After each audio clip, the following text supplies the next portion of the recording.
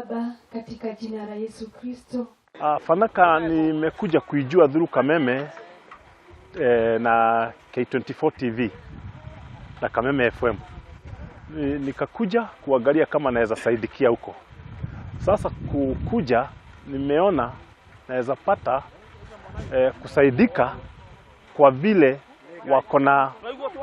wamepanga mambo yao vizuri. I hope also to continue investing with them because they guide people and they are also very welcoming, and with the deposit and small installments I can be able to get one or two or more.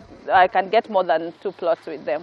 Thanks to each and every person who attended our Palm Gardens Open Day today. It was such a successful day. We thank each one. Our plots were sold out.